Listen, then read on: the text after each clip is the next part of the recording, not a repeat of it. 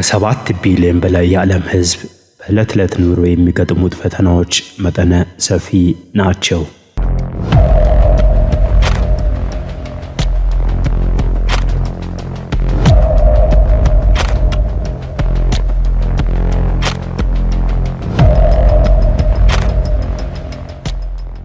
በዚህ መነሻ እያንዳንዱ ሀገር የራሱን ኢኮኖሚያዊ፣ ማህበራዊና ፖለቲካዊ ፈተናዎችን ለመሻገር ውጥን ይዞ ይንቀሳቀሳል።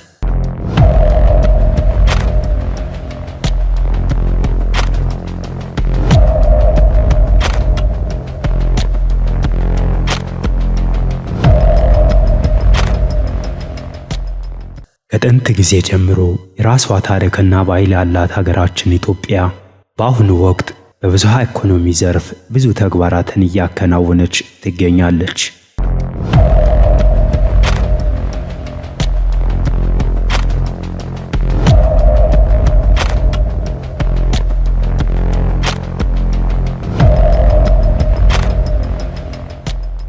ለዚህም በየአካባቢው የሚከናወኑ የልማት ስራዎች መሰረት እየጣሉ ነው።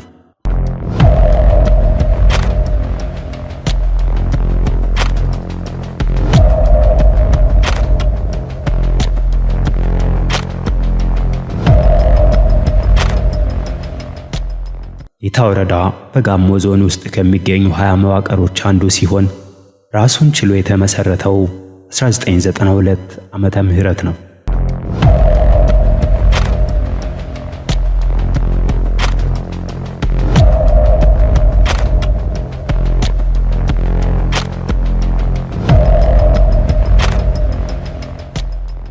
በ23 ቀበሌያት የተደራጀው የታ ወረዳ የ1999 ዓመተ ምህረት የህዝብና ቤት ቆጠራ መረጃ መሰረት ከ169 ሺህ በላይ ህዝብ የሚገኝበት ሲሆን አሁን ላይ 23 የገጠርና 3 የከተማ ቀበሌያት ይገኙበታል።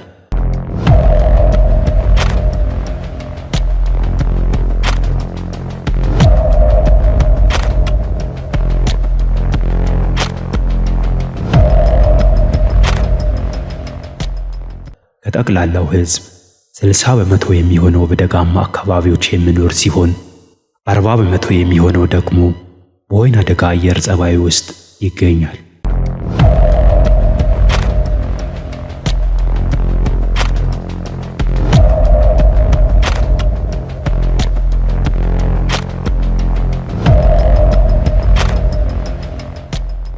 የተትረፈረፈ የተፈጥሮ ሀብት መገኛ በደጋ ሆነ በወይና ደጋ አየር የሚለሙ ሰብሎች ይመረቱበታል። ለአባያና ጫሞ ሐይቆች ጨምሮ ወደ ታላቁ ኦሞ ወንዝ ገባር የሆኑ ወንዞች መነሻም ነው።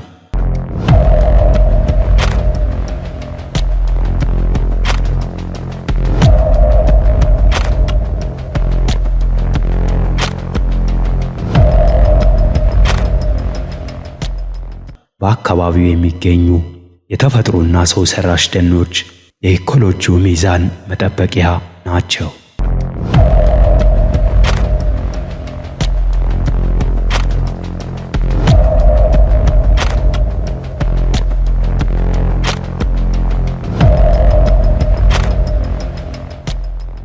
ለም መሬት ለኑሮ ተስማሚ ንጹህ አየር ያለበት በመሆኑ ለኢንቨስትመንት ምቹ ነው።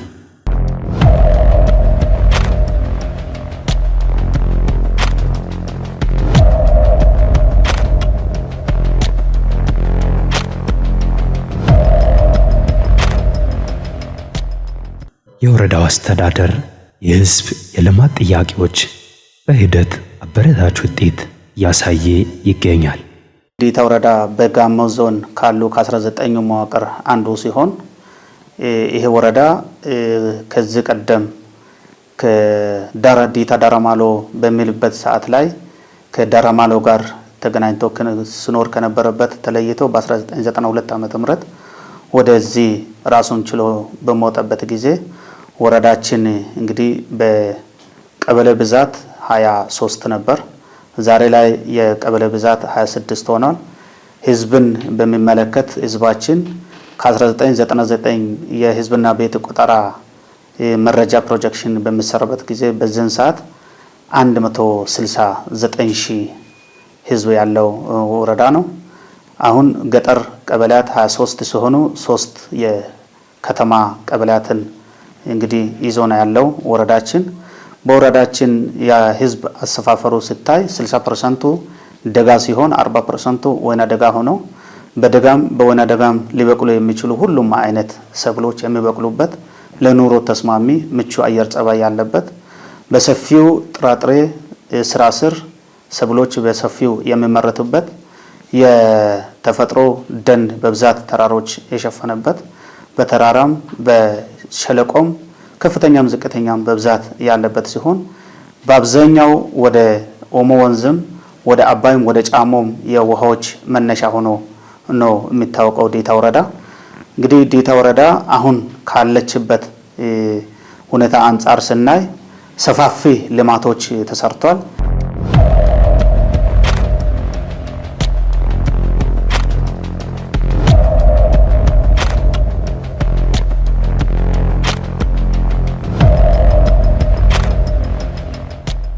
የማንኛውም ማህበረሰብ እድገትና ብልጽግና መሰረት የሆነውን የጤና አገልግሎት አሰጣጥ ጥራቱን ለማዘመን የተሰጠው ትኩረት አበረታች ሲሆን አገልግሎቱን በዘላቂነት ለማሻሻልና ሁሉ አቀፍ የጤና አገልግሎት አሰጣጥ ጥራትን ለማረጋገጥ ብርቱ ስራ እየተሰራ ነው።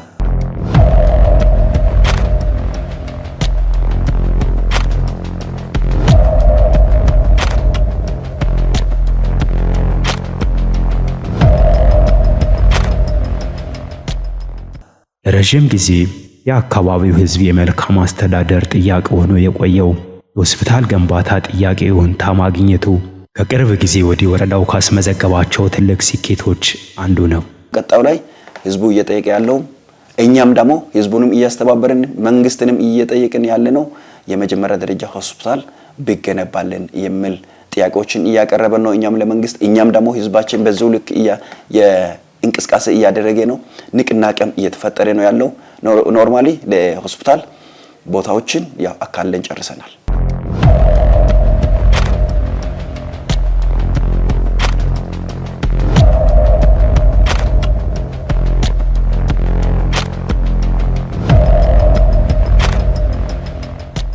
ሆስፒታል በህብረተሰብ ተሳትፎ ለማስጀመር ቅድመ ሁኔታዎችን በሙሉ አስጨርሰን ከክልል ፍቃድ አግኝተን ቦታ ለየት አድርገን አሁን ቀጣይ ወደ መሰረተ ድንጋይ የምንጥልበትን ቀን እየተጠባበቅን እንገኛለን።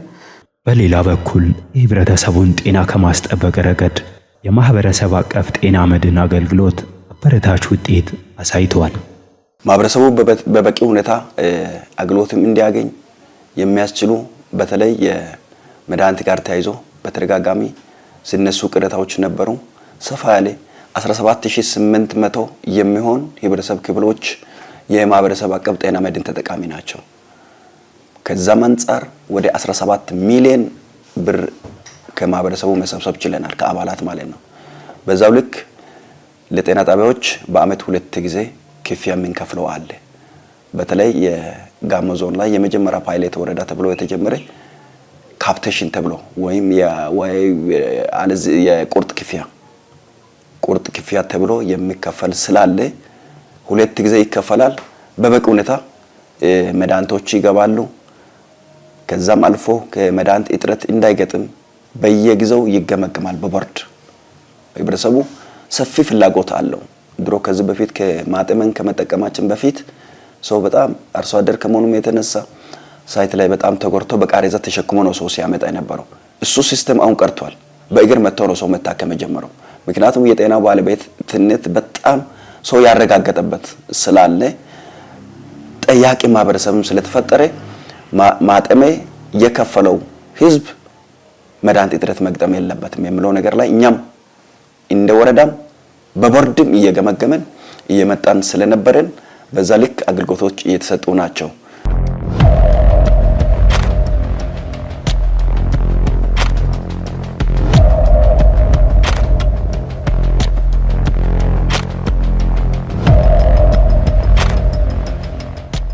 የሰውን ጤና ከመጠበቅ አንጻር ከመንግስት የወረደ ማህበረሰብ አቀፍ ጤና መድን አለ።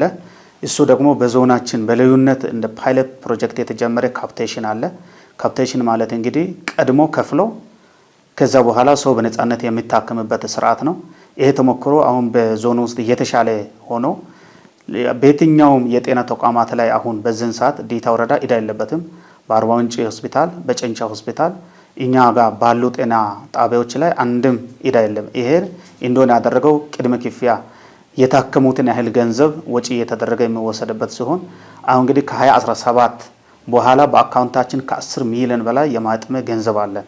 ስለዚህ አስተማማኝ የጤና ሁኔታ እየፈጠርን እንገኛለን። ከአርባ ምንጭ ጤና ሳይንስ ኮሌጅ ጋር በመተባበር የተከፈተው የማህበረሰብ መድኃኒት ቤት በተመጣጣኝ ዋጋ አገልግሎት እየሰጠ ነው።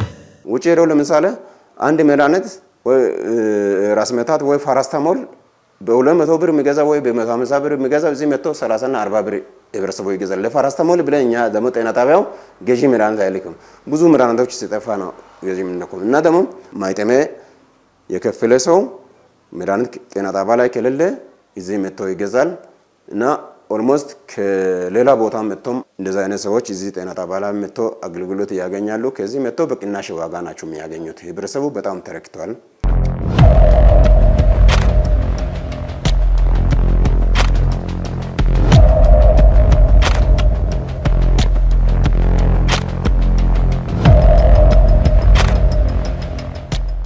የክልላችን ርዕሰ መስተዳድር ክቡር አቶ ጥላሁን ከበደ ኢኒሼቲቭ የተጀመረው የሞዴል ማህበረሰብ መድኃኒት ቤት በዛው በተለይ የአርባ ምንጭ ጤና ሳይንስ ኮሌጅ ጋር አንድ በመሆን ሌሎች እነዚህ አሁን ከኮሌጁ ባሻገር ሌሎች ወረዳዎች ላይ የጋሞ ልማት ማህበር እንደሚያሰፋፋው አይነት አርባ ምንጭ ጤና ሳይንስ ኮሌጅ እኛም እዚህ የመድኃኒት ቤቱን በበቂ ሁኔታ አዘጋጅተናል። አርባ ምንጭ ጤና ሳይንስ ኮሌጁ ደግሞ መድኃኒቱን ለኛ ወደዚህ ያስገባል። ህብረተሰባችን በጣም በዝቅተኛ ዋጋ በጥሩ ዋጋ በሚባል ደረጃ አገልግሎቱን እያገኘ ይገኛል። ይሄ ማለት ለህዝባችን ትልቅ እፎይታ ነው። ከዚህ በፊት ያው ጥያቄዎች አሉ፣ የመድኃኒት እጥረት አለ ብሎ ህዝቡ በየቦርድ ውይይቱ ላይ ያነሳል። አገልግሎት አሰጣጥ ጋርም የሚያነሳቸው አሉ። ከዛም አንፃር ትልቁ ለአገልግሎት አሰጣጥ ጥራት ለመጨመር ትልቁ ሚናው መድኃኒትን ማቅረብ ነው በበቂ ሁኔታ። ስለዚህ ጤና ጣቢያዎቹ ላይ መድኃኒቶችን እንገዛለን። አልፎ የሚመጣ የሞዴል ፋርማሲ እኛውን ገንብተን አገልግሎት መስጠት የጀመርነው አለ።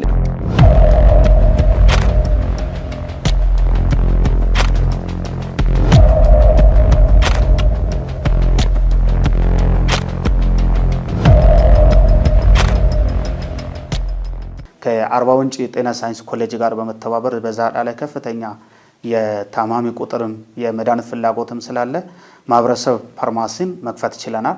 እንግዲህ ዲታ ወረዳ ላይ ቀዳሚ የሆነ በህዝብ ዘንድ ምስጉን የሆነ አባት አዳ ወይም አንቴኔ መኩሪያ በሚባል ሐኪም ዛሬ እንግዲህ በህይወት የሉም። በስማቸው መታሰቢያ ሆኖ የማህበረሰብ ፋርማሲ ከፍተኛ አገልግሎት እየሰጠ ነው።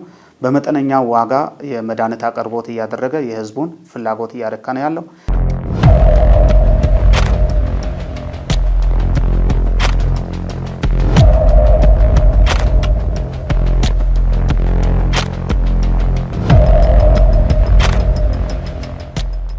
በሌላ ደግሞ በቀበሌያት ደረጃ ኮምፕሬሄንሲቭ ጤና ኬላዎች ተከፍተው አገልግሎቶች እየሰጡ ሲሆን በተለይም የመንገድ ችግር ባለባቸው ተደራሽነቱ በእጅጉ እንዲሻሻል ተደርጓል።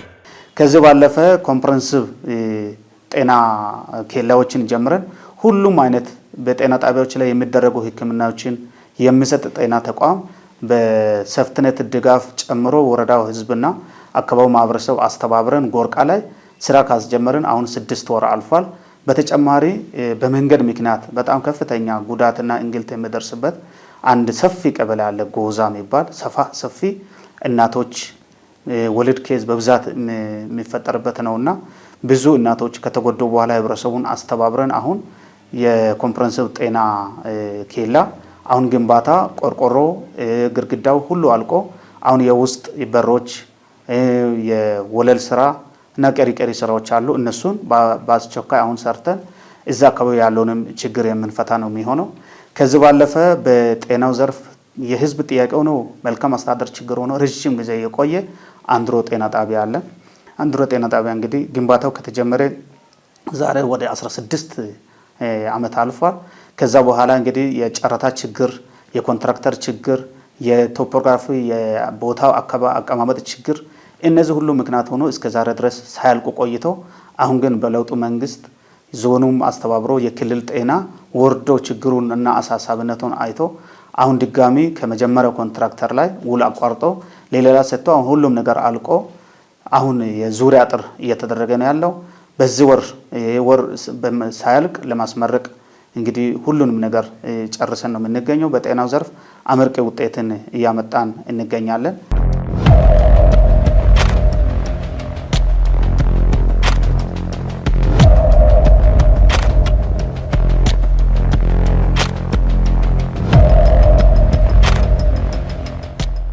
በወረዳው ልዩ ትኩረት ተሰጥቶ ከሚሰራባቸው የትኩረት መስኮች አንዱ ግብርና ሲሆን ለዘርፉ በተሰጠው ትኩረት ከጊዜ ወደ ጊዜ አበረታች ለውጥ መጥቷል።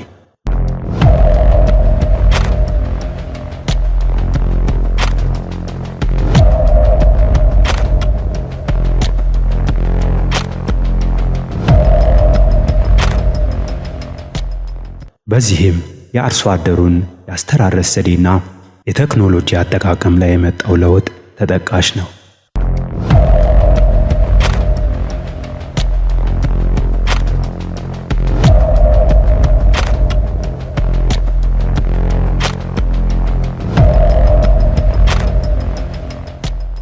ኩታ ገጠም የአስተራረስ ዘዴ በስፋት እየተለመደ መምጣቱ ምርትና ምርታማነትን ከማሳደግ ባሻገር የጋራ ትብብርን በማጠናከር አይተኬ ሚና ይጫወታል። ሰው በአካባቢው መጀመሪያ የሎካሉን የዘራ ነበረ። ይሄኛው ምርጥ ዘር መንግስትን ጠይቀን ከመንግስት ጋር ናበን ቢኤች 1307ን ጠይቀን ነው ያመጣነው። እሱ ደግሞ ምርታማነቱም ፐር ሄክታር 30 እስከ 50 ኩንታል ነው። ግን እዚህ አካባቢ አምና ያየነው 42 ኩንታል ነው ፐር ሄክታር ያገኘነው። ስለዚህ በጣም ምርታማነቱም ሃይ ነው። ስለዚህ ሰውም ራሱ በአካል አይቶ አርሶ አደር ግን ሁሉን ሰው አወያይተን ካስማማን በኋላ ሰው እንደዛ አይነት መስመር መዝራት ይሻላል። ይሄኛው ደግሞ እዚህ ቦታ ብቻ ሳይሆን ወደ ቀበሌ ሁሉ ቦታ ላይ ሁሉ ንዑስ ላይ መተላለፍ አለበት። ሁሉን ዘመቻ መሰራት አለበት። ሁሉ ክላስተር መዝራት አለበት። አንድ አይነት ስራ፣ አንድ አይነት ዘር የተለያየ በሽታዎችን ለመከላከል ይጠቅማል።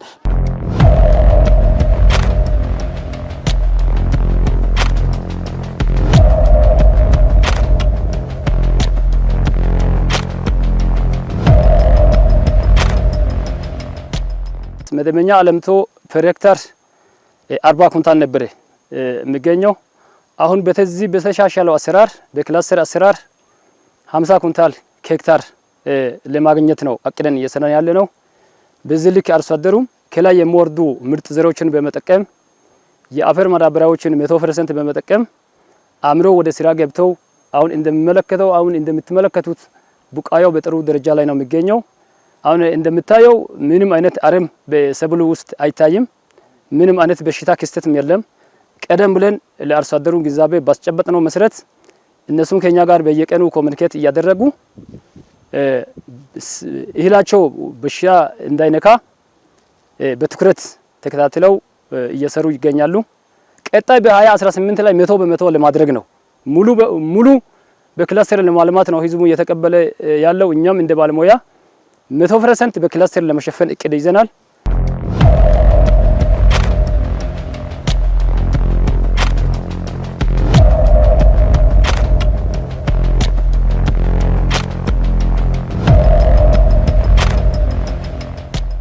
የአስተራረስ ዘዴን ወደ ኩታ ገጠም እየቀየርን ነው የምንገኘው። ያ እንግዲህ የምናደርገው ለአረም ቁጥጥር፣ ለምርት አሰባሰብ ይህን በተደራጀ ሁኔታ በአደረጃጀት ለመስራትም ጭምር ምቾት ስላለው ተላላፊ በሽታዎችንም ለመቆጣጠር የሰብል በሽታዎችን ለመቆጣጠር አመቺ ስለሆነ በሰፊው የኩታ ገጠም እርሻዎች አሁን እየተደረጉ ነው። በዚህ መኸር ሰፋ ያሉ ኩታ ገጠም እርሻ በተለይ በድቡልቡል ድንች፣ በገብስ በሰፊው እየሰራን እንገኛለን። የገብስ ምርትን ጨምሮ በሌሎች ሰብሎች ለሌሎች አራያ መሆን ችለዋል። ባንጋደረ በተና ማንዶ ዲቶ ይባላል እንግዲህ። ስለዚህ በገብስ ነው የሚታወቀው። ስለዚህ በገብስ ላይ አይታማም፣ ሰው ሁሉ ይዘራል። የተሻለ ምርት ለመጠቀም ህዝቡ፣ ህብረተሰቡ ተሳታፊ። እዚህ እንደምታዩት ሰዎች ዝግጁ ናቸው። አንደ ሲዘሩም ሲያርሙም በጋራ ሁሉ ዝግጁ ስለሆነ ሰው መስራት ፍላጎት አለው።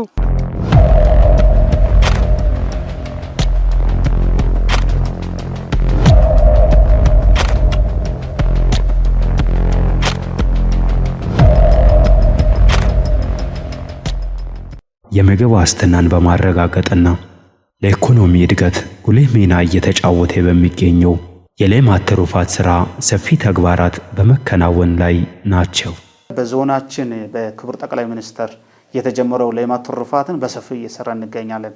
እንግዲህ ደጋ እንደመሆኑ የመሬት ኢንፍራግመንቴሽን ማለትም የቁርጥራጭ መሬት ስላለ በሰፊው በትንሽ መሬት ሰፋ ያለ ምርት ማግኘት ከምንችለው ዘርፍ አንደኛው የእንስሳት ዘርፍ ነው። ስለዚህ በዚህ የወተት መንደር፣ የዶሮ መንደር፣ የስጋ መንደር፣ የአሳ መንደር፣ የማር መንደር በሚል በመንደር አደረጃጀት ፈጥረን አሁን ወደ ተግባር ተገብቶ በሰፊው እየሄድን ነው የምንገኝ ሁኔታዎች አሉ። በተለይም ከማር ምርት ጋር በሰፊው ለመስራት ከልማታዊ ሰፍትኔት ካፒታል በጀት ጋር አስተሳስረን አምና የቀፎና የቀፎ ውስጥ ላይ አክሰሰሪዎችን ሁሉ ገዝተናል። በዛ ዓመትም በተጨማሪ በስትሪንግ ኮሚቴ ወስነናልና በዚህ አይነት ሁኔታ በሰፊው ወደ ልማት እየገባን እንገኛለን።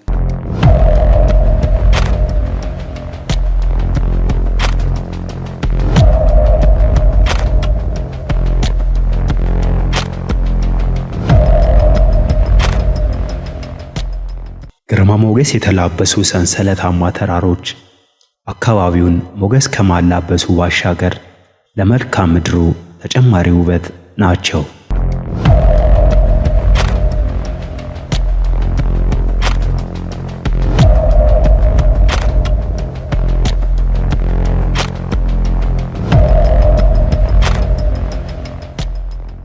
ማህበረሰቡ ደኖችን የመንከባከብና የመጠበቅ የጎለበተ ልምድም አለው። ጥብቅ ደኖች አይነኩም። መካነ መቃብራችን ላይ ያሉ ደኖች አይነኩም። ከዛም ባለፈ በተፈጥሮ የሚጠበቁ ህዝቡ ራሱ ወዶ የሚጠብቅ ክልሉም የሚያውቅ ዞኑም የሚያውቅ ወይዛ ላይ ሻው የሚባል ደን ጥብቅ ደን አለ። ጋና ካሬ ላይ የቀርካ ደን በጣም በሰፊው ከ60 ሄክታር በላይ ላንታ የሚባልበት ቦታ ላይ አለ። ውጉላና ቶርቃ ሁለቱ ቀበሌ አማካይ ላይ በሰፊው እንደዚህም የቀርካ ደኖች አሉ። ዶኔ አካባቢ ወደ ጎዛ መውረጃ ላይ ካሻ የሚባል በሰፊው አሉ። እኛም ደግሞ ከኋላ በሰው ሰራሽ ያለማናቸው በሰፊው በሁሉም ቀበሌ በሚባል ደረጃ ላይ ያለማን እንገኛለን። ይሄ ማለት እንግዲህ የአየር ንብረት ለውጥንም ይቀይራል፣ መሬት ለምነትንም ይጨምራል፣ የከርሰ ምድርና ገጽ ምድር ውሃን ይጨምራል። ይሄን ደግሞ ተግተን እንሰራለን። እንደ ሀገር የተጀመረውን የአረንጓዴ አሻራ መርሃ ግብርን ተግባራዊ ከማድረግ አንጻር የአንድ ተራራ ልማት በትኩረት እየተከናወነ ነው። በአንድ ዓመት አንድ ተራራን በተፈጥሮ ችግኝ ማልበስን እንግዲህ ዓላማ አድርገን ተነስተናል። ከዚህ ቀደም እንግዲህ ተፋሰስ አፈርና ውሃ ጥበቃዎችን በሰፊው ሰርተናል።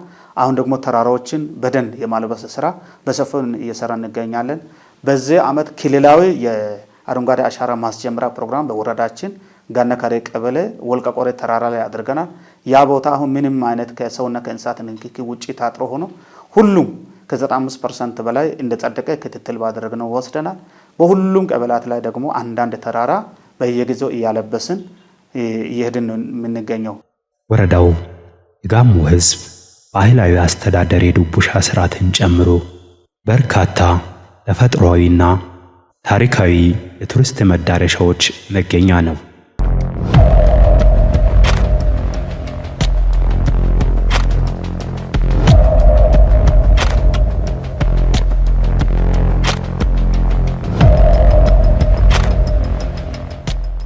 ዴታ ወረዳ እንግዲህ ጥንታዊ ቱባ ባህል ባለቤት ነው።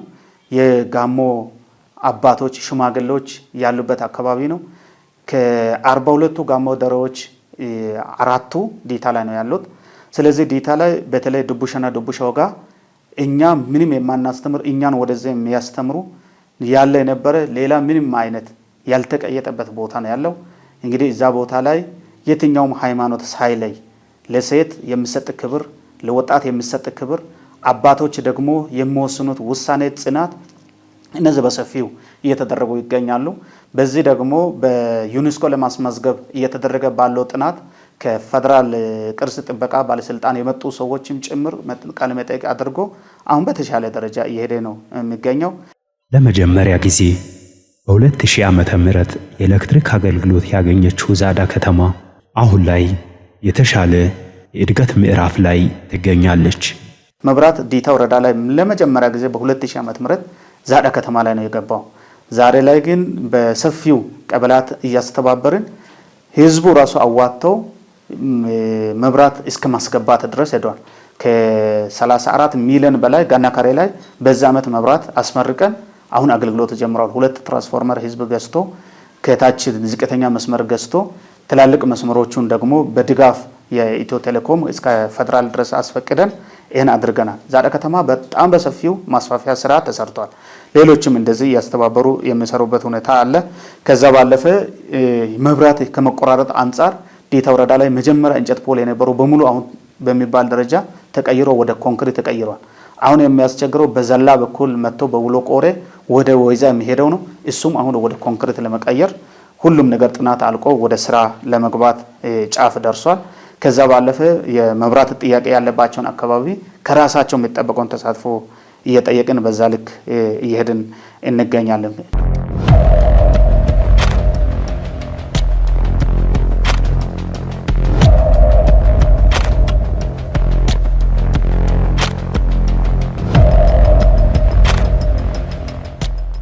በህብረተሰብ ተሳትፎ ከሚሰሩ በርካታ ስራዎች ጥቂቱን ለመጥቀስ ያክል የመንገድ ዳር መብራት አንዱ ነው። የከተማው መንገድ ዳር መብራት እንግዲህ የ3 ኪሎ ሜትር የሚሸፍን በ26 ሚሊዮን ብር የሚሰራ ፕሮጀክት ነው። እንግዲህ ይሄ ፕሮጀክት የሚሰራው በህብረተሰብ ተሳትፎ ነው። በዚህ የሚሳተፉ እንግዲህ መንግስት ሰራተኞች አሉ፣ ነጋዴዎች አሉ፣ ሸማኔዎች አሉ፣ ንግዱ ማህበረሰብ አለ፣ የተሽከርካሪ ባለ ንብረቶች አሉ፣ ሌሎችም ክልል ተቋማት አሉ። እነዛን በማሳተፍ እንግዲህ የመንገድ ዳር መብራትን ዛሬ ላይ ወደ 50% አካባቢ እየገፋን ያለንበት አግባብ አለና በዚህ እንግዲህ ህዝቡ በፍላጎቱ በነቂስ ወጥቶ የከተማው ህዝብ አጠቃላይ እንዲሁም የወረዳችን 26ቱ ቀበሌ 3ቱ ከተማ ቀበሌያትና 23ቱ ገጠር ቀበሌያት በሙሉ በመሳተፍ እንግዲህ እንደ ዛዳ ከተማ በቀድሞ 7 ቀጠናዎች አሉን። እንግዲህ በአዲሱ አደረጃጀት 10 ሰፈሮች አሉ። በአዲሱ ሰፈር እንግዲህ በነቂስ ወጥቶ ህዝቡ በራሱ ባለው ይዞታው ልክ በእያንዳንዱ ይዞታ ብር አዋጥቶ የራሱን ከተማ ለማሳደግ በጣም በርብርብ በፍላጎት እየሰራ ያለበት አግባብ አለ።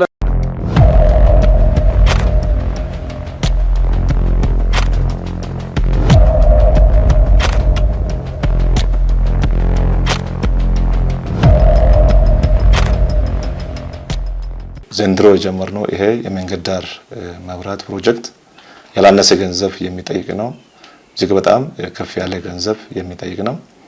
ይሄን እንዴት አድርገን ወደ ግብ እናደርሳለን የሚለው ነገር በደንብ እንደ ወረዳ ተነጋግረን ህብረተሰቡንም አሳትፈናል። አጠቃላይ ፕሮጀክቱ ወደ 26 ሚሊዮን 400 ሺህ ብር አካባቢ የሚፈጅ ትልቅ ፕሮጀክት ነው። ኦልሬዲ በመንገድ ላይ እንዳያችሁት የኮንክሪት ስራ ተሰርቶ አልቋል።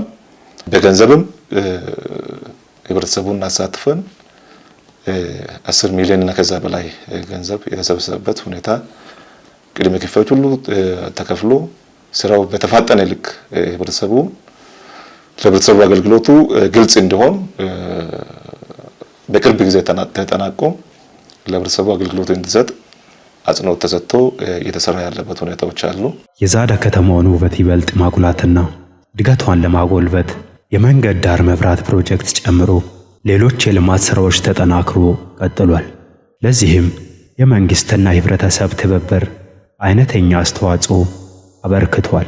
ወደ 2 ሚሊዮን የሚያስወጡ የሳር ተከላ ስራዎችን በነፃ በህዝብ ተሳትፎ ብቻ ያለንን ሀብት ያለንን ሳር አካባቢ ላይ የነበረውን በመጠቀም ዛሬ ላይ እንግዲህ 3 ኪሎ ሜትር ለመሸፈን ወደ 90% አካባቢ የደረስንበትና በዚህ ሳምንት የሚጠናቀቅበት አግባቦች አሉና ሌላኛው ደግሞ በመንግስት በጀት የሚሰሩ ስራዎች በርካታዎች አሉ። ከነዛ መካከል እንደማዘጋጃ ቀደም ሲል የነበረው የዛዳ ከተማ ማዘጋጃ ጽህፈት ቤት አዲስ ህንጻ ግንባታ ጀምረን እንግዲህ 12 ክላስና 1 መሰብሰቢያ አዳራሽ ያለበትን የቢሮ ስራ በካፒታል በጀት እየሰራን እሱንም ወደ 80% አካባቢ ያደረስንበት አግባቦች አሉ። ሌላኛውም እንግዲህ ይሄ ግርጫ ዋጫ አስፋልት መንገድ አልፎ እንግዲህ ከተማዋን አቋርጦ እንደማለፉ መጠን የውሃ መስመሮች እንደ አዲስ ዝርጋታ ተጀምረው ቀድሞ እንግዲህ የከተማ የውሃ ሽፋን ወደ 39% የነበረበትን አሁን ከፍ አድርገን በሁለቱም አቅጣጫ እንግዲህ ከተማዋን ዳር እስከ ዳር ለማድረስ የውሃ ዝርጋታ እንግዲህ ባያልቅም በስፋት እየተሰራ ያለበትና ሌላኛው እንግዲህ አዳዲስ የውሃ ፕሮጀክቶችም ለከተማው መጥቶ ጥናት እየተደረገና ግንባታ ላይ አንደኛው ግንባታ አልቆ ሌላኛው አሁን ግንባታውን እየጀመረ ያለበት ሁኔታዎች አሉና እንግዲህ ከተማዋ እድገት ላይ እንደመሆኗ መጠን ከሌሎች አቻ መዋቅሮች ኋላ እንዳትቀር እንግዲህ የህዝቡ ግፊትም አለ።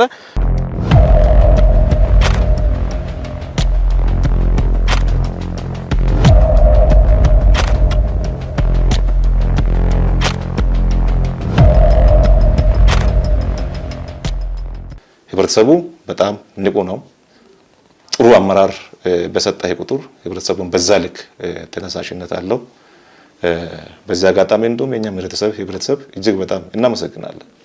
ይሄን አሁን በመንገድ ላይ ስታዩ የነበራችሁትን የሳር ተከላው አጭር ጊዜ ውስጥ ያጠናቀቀበት ሁኔታዎች አሉ። ይሄን ደግሞ 26 ሚሊዮን 400 ሺህ ብር ፕሮጀክት ታቅዶ ሲሄድ ህብረተሰቡ ከራሱ የሚፈልገውን ኃላፊነት እየተወጣ ያለበት ሁኔታዎች አሉ። ከወረዳ ማዕከል ጀምሮ እስከ ቀበሌያት ድረስ ሁሉም ሰው ተረባርበው የኔ ፕሮጀክት ነው ብሎ የራሱን አሻራ እያሳረፈ ያለበት ሁኔታዎች አሉ።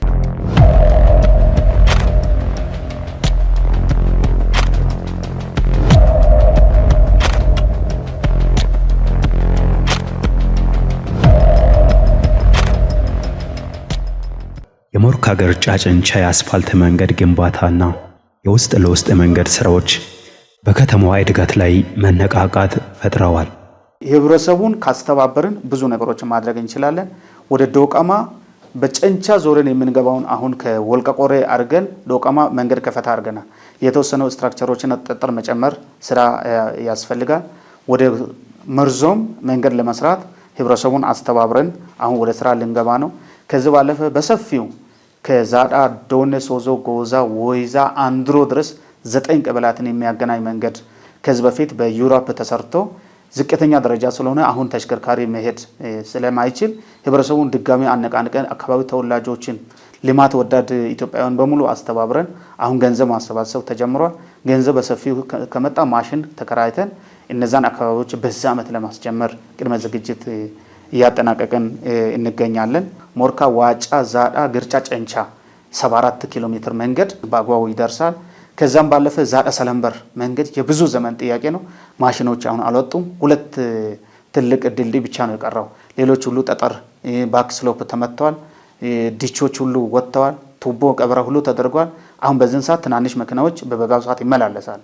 ከዚህ ዓመት በኋላ ግን የትኛውም አይነት ትራንስፖርት እንደማይቋረጥ የዞኑ የክልሉም ገጠር መንገድ ላይ ያሉ ሰዎችም ቃል ገብተው ማሽኖችም አልወጡም። 2 ድልድይ ብቻ ነው የቀረው። እነዚህ እንደሚሳኩ ሙሉ እምነት አለን።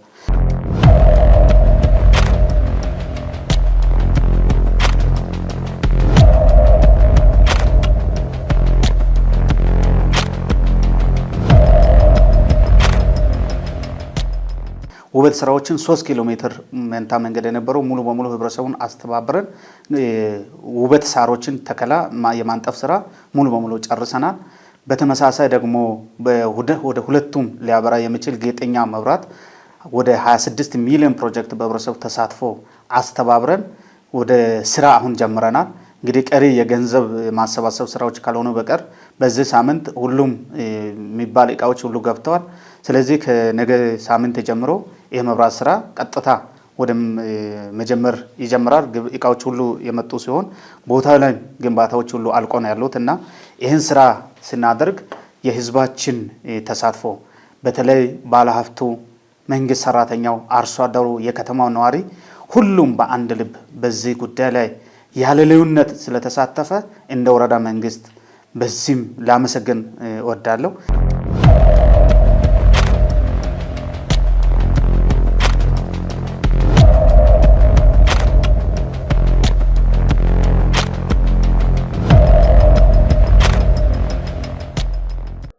የዛዳ ከተማ ከ28,000 በላይ ህዝብ የሚኖርባት ሲሆን ከተማዋን ከፈርጅ 4 ወደ ፈርጅ 3 ለማሸጋገር የሚያስችሉ ስራዎች እየተከናወኑ ነው።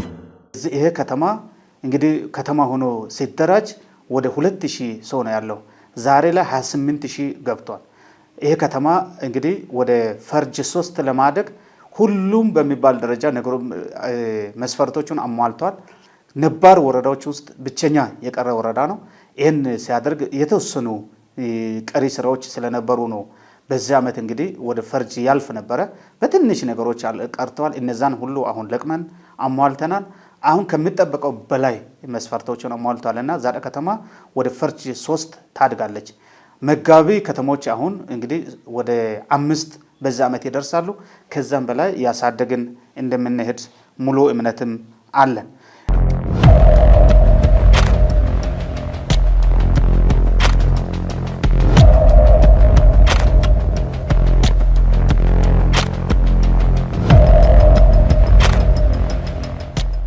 እንደ አጠቃላይ በዲታ ወረዳ ላይ የህብረተሰብ ተሳትፎ ስራዎች በጣም እየተለመዱ የመጡበት ሲሆን እነዛ ስራዎች በአግባቡ ለህብረተሰቡ ገንዘብ ላዋጣው የሚወጡ ወጪዎችን በግልጽ እየነገርን በሚነደው ቁጥር ሰዎቹ እምነቱን ይጨምራሉ።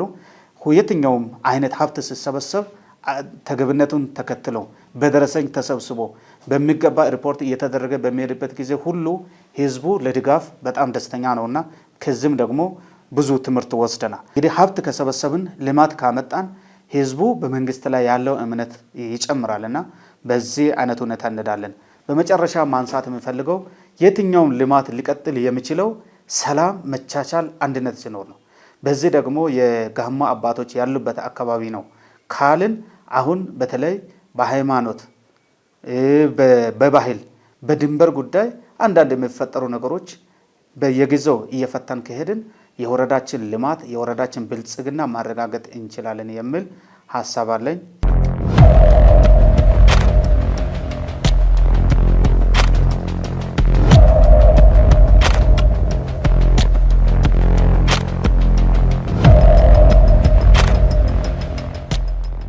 የተጀመሩ የልማትና የሰላም ግንባታ ስራዎችን በማጠናከር ረገድ የህብረተሰቡና መንግስት ቅንጅታዊ ስራ ተጠናክሮ መቀጠል አለበት መልእክታችን ነው።